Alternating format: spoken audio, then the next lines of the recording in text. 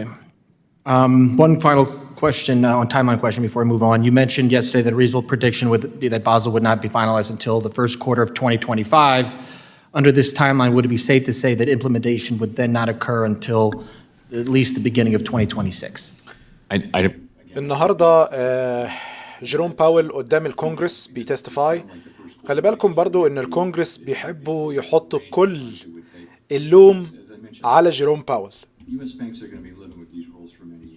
The point of it is to get it right, not to do it quickly. You know, we want to get it right, listen to the comments, make sound decisions, and move ahead in a way that is, you know, gives us a sustainable set of rules that we won't have to come back and fix all the mistakes in. Thank you. I want to move on to another topic, long-term debt. You mentioned yesterday that you would most likely not move forward with other rules until people reach a place of understanding and acceptance of a revised Basel proposal. I hope that's the truth, as banks need to fully understand the implications of a Basel proposal before any action is taken on long-term debt. Finally, Chair Powell, I'd like to emphasize the need for the Fed to conduct a comprehensive, data-driven, and most importantly, transparent assessment of the current liquidity framework. So very quickly, will you commit to conducting a public quantitative impact study and a full notice and comment rulemaking before imposing any new liquidity requirements? I didn't catch the first part of that, the first part of your ask. Will you commit to conducting a public quantitative impact study and a full notice and comment rulemaking before imposing any new liquidity on the liquidity thing? I'm not exactly sure what we're contemplating there. We certainly contemplate getting a full range of input from the public on that, because some of these are novel ideas, and we understand that. All right, as the chairman said before, these impact studies are very important because they're to show what impact these rules will have. So I think that is very important that we have that, because we had a mucked up process with Basel 2.0, and I don't think we don't want to repeat that. And I have a little time left. I'm going to yield to my colleague from Pennsylvania, Mr. Music, because I know he had another question. I thank my colleague. Chairman Powell, just back to what we were talking about, the price instability of groceries and gasoline, where we do have somewhat of an affordability crisis, has been termed. So would lowering rates in the near future be a pro-growth initiative, perhaps? Is that something that's being considered that would actually drive investment and give a clearer picture for investment and perhaps help in these two categories and, in the end, increase in supply so as we lower those prices? So, honestly, when we think about our near-term rate moves, we're thinking about a couple things, and the first of which is we want to be more confident about inflation. My apologies, Chairman, I went over. Sorry. Chairman, I yield back. I yield back to my colleague. The gentleman from California, Mr. Vargas, is recognized for 5 minutes. Thank you very much, Mr. Chairman. Thank you again for this hearing, and the ranking member, thank you very much. Chairman Powell, thank you very much for being here. We appreciate it. In fact, I was looking at your history when they were saying who nominated you when you got here and all that. In fact, you had public service even prior to that time, right? That's right. So I thank you for your long public service to the nation. I think thank you. You've been outstanding. I think Appreciate we all it. respect you deeply here. You're pretty boring here today, to be frank. Sorry? You're pretty boring here, to be frank. Thank you. That's a high compliment. Yes, it is, because sometimes when you're here, there's all sorts of cameras here, and they're watching your every step and all. And I think there's a reason for that, right? And that's because the economy's doing all right. Am I wrong about that? You know, take a look at our economy. We're growing at around 2%, it feels like. Inflation is down to 2.6%. Unemployment's at 4.1. These are good numbers. Yeah, I mean, I hear the parade of horribles on the other side, how the sky's falling. But I don't see the media here to attest to that. In fact, it's just the opposite. Did you read some of the headlines of the new government in Britain? Some of the headlines? If not, let me read one. It says, "New British government inherits worst economic plight since World War II." And in fact, there's a number of headlines like that saying that England's in trouble. I imagine if you were running their central bank, I bet you there'd be a whole bunch of media here beating you up to find out, what the hell you're doing or what you aren't doing. And I think the reason for that, again, is I think the government here has done a pretty darn good job. One of the things you said you didn't see coming was the pandemic, right? I'm not putting words in your mouth. Right. In fact, I was here and I heard the parade of horribles that we were going to have a recession, maybe a depression. In fact, the country was going to fall apart. Did it? No. We went through a period of high inflation as the other countries did. And, that's very challenging And in for the fact, people. isn't it the case that most of those countries had higher inflation than we did in Europe? Over time, there were times when their inflation was higher. I think Yeah, it was. overall it was broadly comparable. Yeah, in fact, I brought it up a number of times here because there was a whole bunch of those countries that had much higher inflation than we did. Well, Europe was much harder hit with the energy issues coming out of the Ukraine war than we were. Sure. I mean, there's a whole bunch of other issues to instability. They had political instability, a whole bunch of other things, obviously. But, I mean, it is interesting today that, the parade of horribles that we hear doesn't seem to manifest itself with the media or the attention that you normally get. And that's good. I mean, I think it's a great thing. Now, I do want to ask a couple questions. I do have concerns, Basel III on housing. I think I've made those concerns known to your office, and I won't rehash them. But I do have issues that I want to talk to you about with regard to climate. Obviously, you said you don't read too much of the news. You didn't hear about Project 25. I don't think that's what you meant to say, and I don't want to put words in your mouth. I think when the ranking member asked you if you had heard about it, I think you said no. I think you've probably heard about it, but you haven't read it. I've seen nothing more than headlines on it. I mean, I've devoted zero Yeah, me too. I don't read energy that. into. Yeah, I don't read that wacky stuff myself either, but I certainly read the headlines. But the reason I ask about the headlines is that you obviously have seen what has happened in Texas. You've seen what has happened with climate change. And in fact, you've testified, I think, before that you believe in climate change. Is that correct? Sure. Yeah. And so what are we doing? You've taken a number of steps, I think, that have been very positive to make sure that we look at the risks of climate change. Could you go over some of those? Because that does concern me. I think that's a change that we also didn't see. Well, I saw it coming. I've been saying it for a long time, but a lot of people didn't believe. So, if you're looking at financial regulators, you're looking at people who have a very, very limited role in climate, and that is just to look at the institutions that we supervise and make sure that they understand and can manage the risks that they're running. That we are not climate policymakers. Right, and I'm not asking It has to that. be elected people who do that. Right, but you have to take a look at the risks. I mean, look at the risks that the insurance companies are taking, and the banks, of course, are financing these homes, and now you can't get insurance on them, so all of a sudden you can't rebuild. I mean, these are risks that the banks are looking So at. we don't regulate insurance companies. No, right, but you regulate the banks. Thanks, yeah. And these banks have mortgages on those houses, do they not? Many of them. Well, in many cases, they're not writing mortgages anymore. So that's the result we're getting, is that banks are saying, they see these risks. They do. My time's up, but thank you again. Appreciate you. Thank you. The gentlelady from California, Mrs. Kim, is recognized for 5 minutes. Thank you, Chairman. Chairman Powell, thank you for being with us today. Gosh, you're under a lot of pressure from all sides to divert from our monetary policy goals. And I commend you for your leadership and staying focused on the core missions of the Fed, which are price stability and maximum employment. So thanks again for your leadership. And you have stated that it is the Fed's strong view that you will have to reopen the Basel III Endgame proposal for comment again. And I really urge FDIC and OCC moving forward with reopening the comment period. Chairman Powell, would broad support mean abandonment of any modified proposal that garners mostly negative public comments in a public comment period for the modified proposal? Sorry, I didn't follow your question. Would broad support mean abandonment of any modified proposal that garners mostly negative public comments in a public comment period for the modified proposal? I mean, broad support empirically would mean, a good solid vote on the Fed board. And I've tried not to be specific about what that means, but it also means broad support among the broader community of commenters on all sides. That's what I meant by broad support. Got it. Yeah, that's what I meant by it. Thank you. And as the Fed looks to enacting several changes to the proposal. I would also urge you not to overlook how the Basel and Endgame proposal would disproportionately impact FBOs and regional banks and U.S. domestic jobs because of the way the outside operational risk is, weighted. So can we get your commitment to that?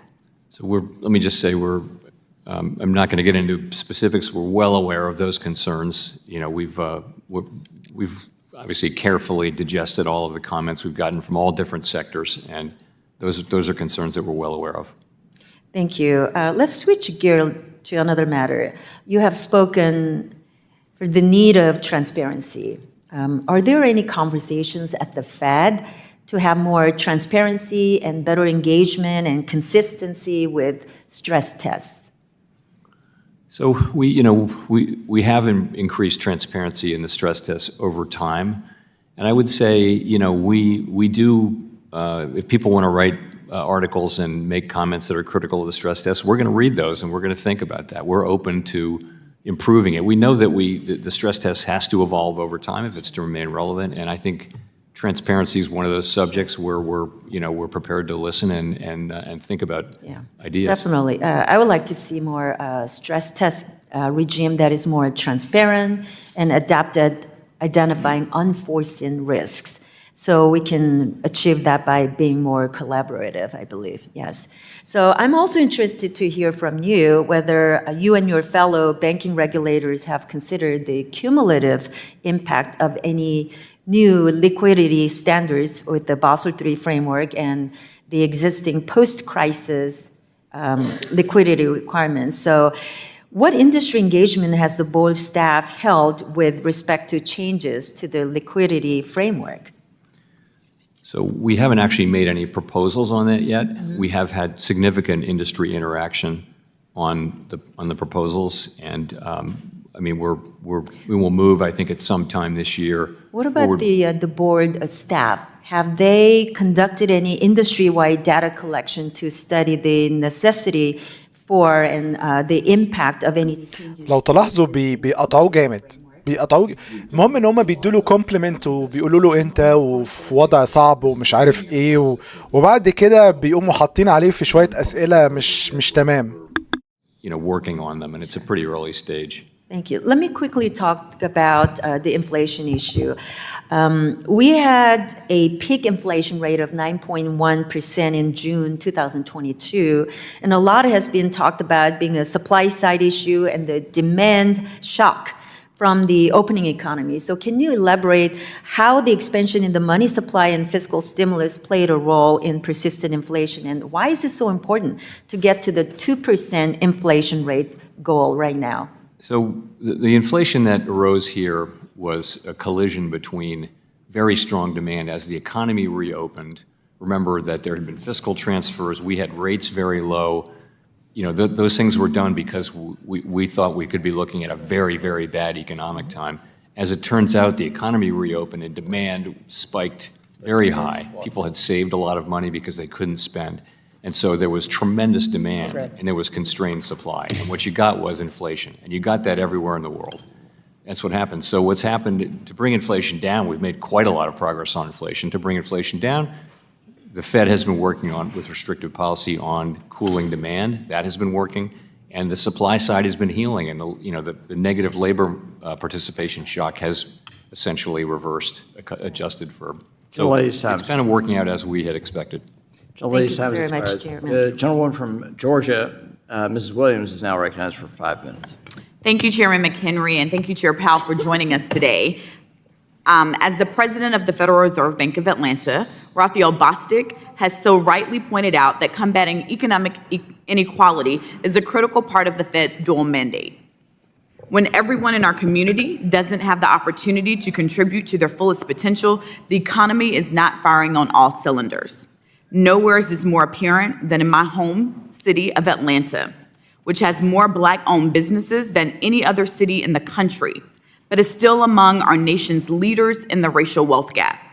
I applaud you and your staff at the Federal Reserve for the work that you're doing to make sure that the economy works as well for the hardworking people of Georgia's fighting 5th District as it does for those in the top 1%.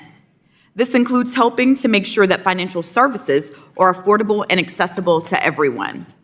As the Fed moves forward with the proposed changes to Regulation 2, I know that protecting access to affordable and accessible banking is at the top of your mind.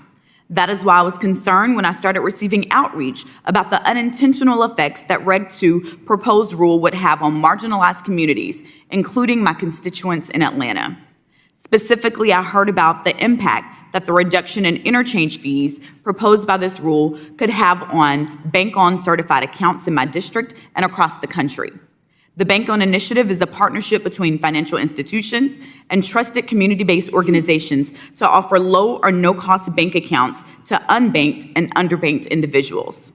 Access and affordability are at the heart of the changes that you're proposing, and I couldn't agree more with those goals. But we have to make sure that programs designed to serve unbanked and underbanked individuals in marginalized communities continue to flourish. In response to these concerns, my colleague across the aisle, Mr. Lukemeyer, and I sent a bipartisan comment letter in March to you highlighting those very concerns and urging that the final rule not negatively impact low and moderate income communities. Chair Powell, how does the Fed take into account how regulations impact constituents who don't have an attorney or an interest group to submit a comment on their behalf? Well, let me say first, we have heard those concerns that you raised and others have raised about aspects of the proposed rule, and we very much understand the concerns that are being raised. In terms of people where we don't have comment letters, we try to be thoughtful about the impact of our regulations, but principally we're looking for public comment on things.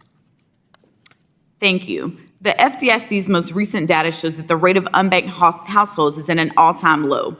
The Bank-Owned Initiative has certainly played an important role in this progress. Bank-owned certified accounts are available to more than 95% of low and moderate income households across all 50 states. Access to low or no-cost banking services is a door to financial inclusion and wealth generation for marginalized families.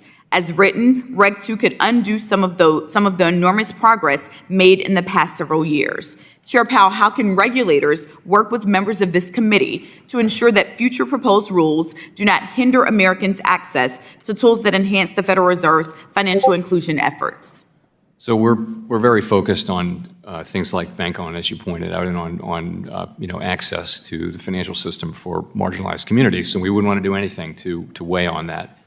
We were happy to work with you in your office on those issues. But as I mentioned, we're hearing the comments and we're reading them, and we're taking those into account as we think about appropriate changes to the proposal.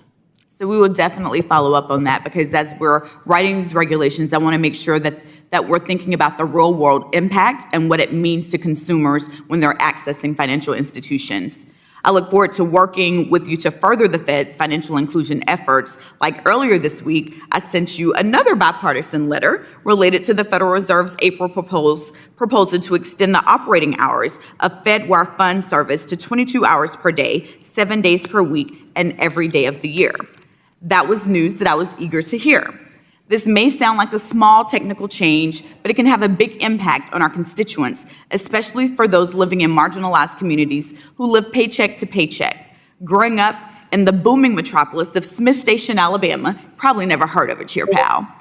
But there are limited options for loans and short-term loans.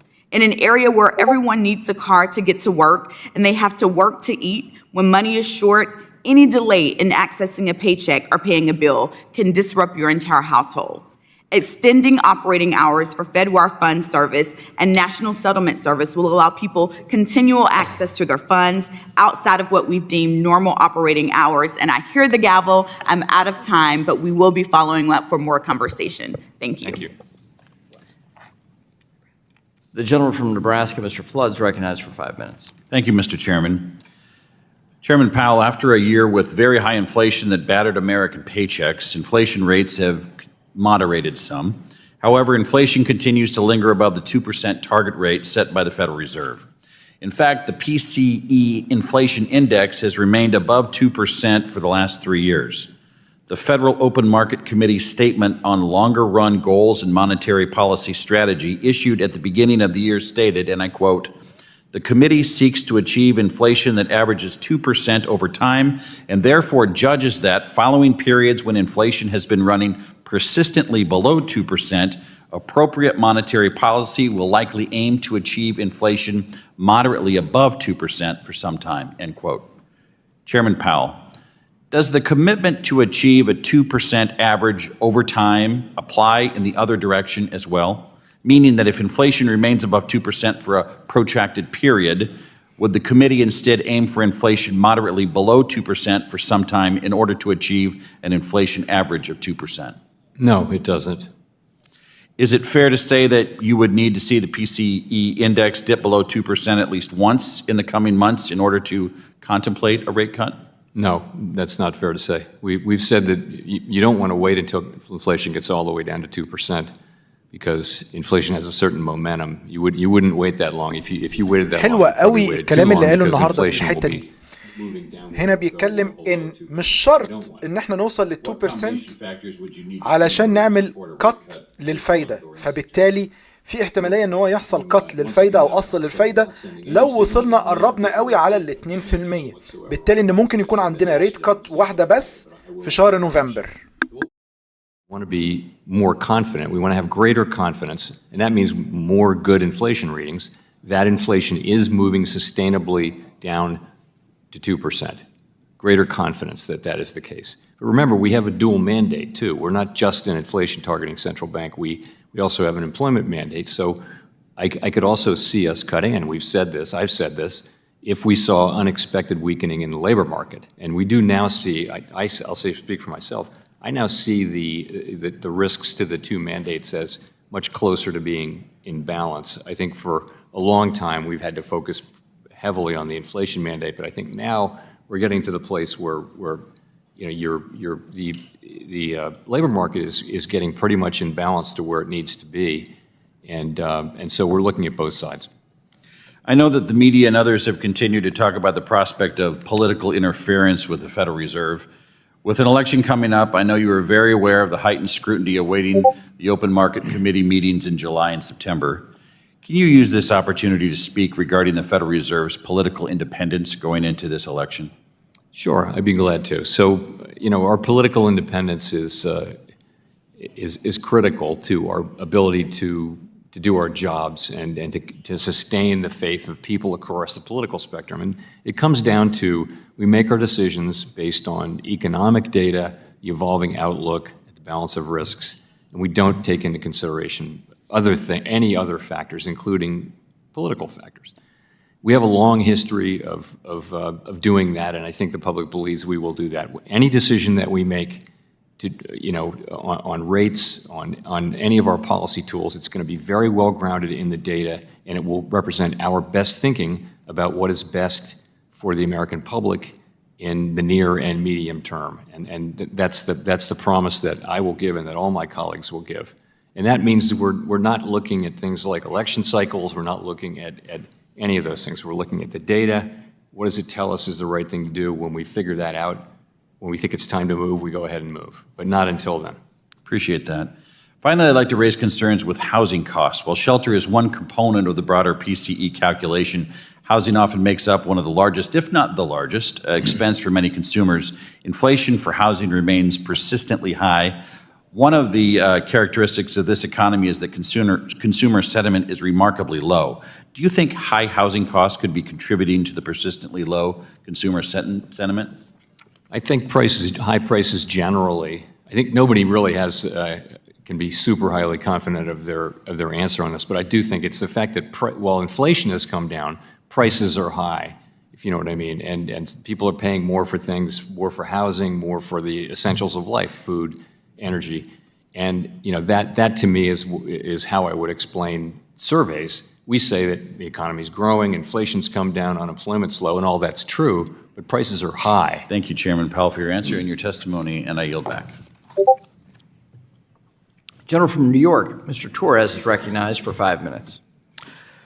Thank you. Chair Powell, the Fed has an inflation rate target of 2%. Are you waiting for both PCE inflation and CPI inflation to fall to 2%, or only one of those metrics?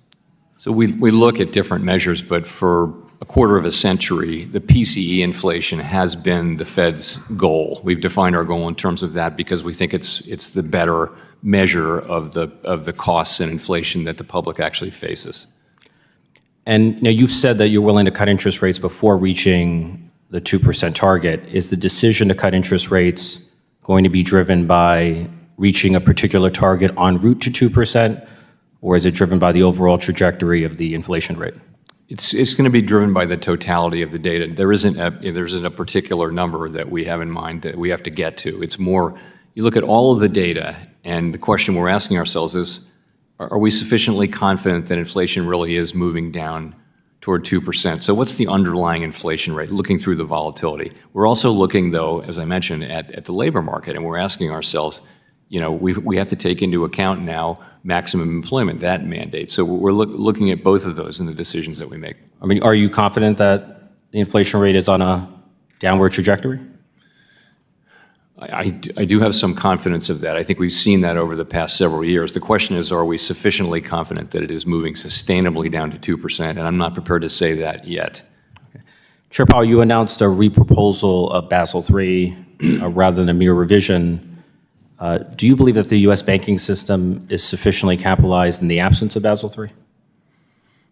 I've long been of the view that U.S. banks are well capitalized and طيب أتمنى إن الفيديو ده يكون وصل لكم إيه اللي بيحصل في موضوع الكونجرس وجيروم باول.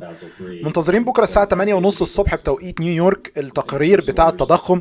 لو تقرير التضخم جه كويس أعتقد هيبتدي الماركت يكمل صعود. لو التقرير جه وحش ممكن يأثر على الماركت ونبتدي نشوف التصحيح بداية من بكرة. أشكركم على متابعة وأشوفكم الحلقة الجاية. مساءكم فل. سلام.